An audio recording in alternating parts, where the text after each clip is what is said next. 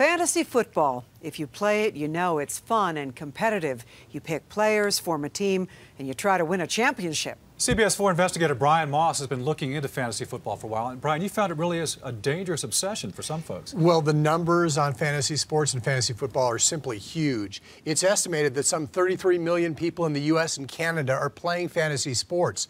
But for a lot of players, fantasy has turned into an ugly reality. It's become an addiction, costing them time, relationships, and money. If only this was all that happened to fantasy football losers. When this man finished last in his fantasy league, he had to wear a dress and let fellow players pelt him with tomatoes. Every day you have a different type of feeling. Duvalier Johnson of Aurora is a typical fantasy player. Young, male with disposable income to spend on pay-to-play fantasy leagues. He usually has 8 or 9 teams playing every day, spending $30 a week to play and hoping to win and turn that $30 into a lot more. Yeah, I know a lot of people that spend a lot of money. Some people are just really addicted to it. I know a guy that spends about $200, $300 a day on it. He's losing hundreds of dollars every day. But now I want to say that he's down about $10,000, something like that. You have a friend who's down about $10,000 in fantasy leagues. Yes, sir. It's Fantasy Spotlight time. The fantasy addiction is proving costly. There are now pay sites where players pay to get in with the potential of winning big. Cash payouts every day for winners. But many lose a fortune and end up talking to people like Nancy Lance. We have nothing that's telling people that there's a downside to this. It only looks like it's fun. Lance is a Greenwood Village psychotherapist specializing in gambling addictions. Many who come to her are addicted to fantasy football and are losing big.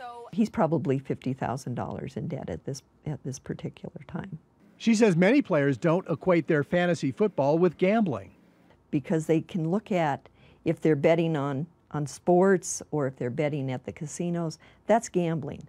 But this is just entertainment and it's strategizing and it's a game. It's fun. These online pay-to-play leagues, where you bet on your own picks, are not considered gambling under federal law because there is skill involved. But in 5 states, state laws prohibit cash payouts for fantasy football.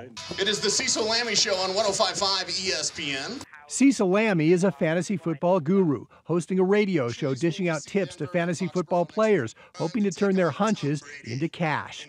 He says the average player spends 20 hours a week researching players and teams. There have been marriages that have been disrupted by fantasy sports because, again, it is such a time suck. It doesn't have to be. If you're addicted to it and you ignore other things in your life, you can take it too far. And it's the same thing with fantasy sports. Peyton Manning's normally a fantasy superstar. It may be called fantasy football. It may just be a pretend team, but there can be very real consequences. And it's currently estimated that fantasy football is now a multi-billion-dollar-a-year business, billions of dollars of revenue every year.